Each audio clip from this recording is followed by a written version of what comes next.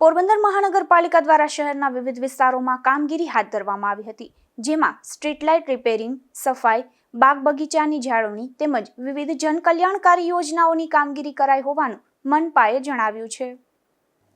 પોરબંદર મહાનગરપાલિકાના વિવિધ વિભાગો દ્વારા શહેરના અનેક વિસ્તારોમાં વિવિધ કામગીરી કરવામાં આવી હતી, જેમાં ઇલેક્ટ્રિક વિભાગ દ્વારા છાયા, નવી ખડપીટ, બોખીરા, ભાટિયા બજાર અને સુભાષનગર સહિતના વિસ્તારોમાં કુલ 199 સ્ટ્રીટ લાઇટોનું રિપેરિંગ કરવામાં આવ્યું હતું। તેમજ સફાઈ વિભાગ દ્વારા શહેરના તમામ વોર્ડમાં રહેણાંક અને વેપારી વિસ્તારોની સફાઈ ઉપરાંત ચોપાટી, શીતલા ચોક, એસટી બસ સ્ટેશનથી બિરલા હોલ રોડ સહિતના વિસ્તારોમાં સફાઈ અભિયાન હાથ ધરાયું હતું તથા વોટર વર્ક્સ વિભાગે ખાપટ, ઓમનગર અને જુરીબાગ સહિતના વિસ્તારોમાં પાઇપલાઇનના સમારકામ તેમજ વાલ્વ ચેમ્બરના ઢાંકણા બદલવાની કામગીરી કરી હતી।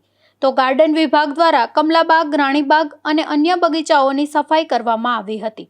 સાથે જ શહેરના વિવિધ માર્ગો પર જોખમી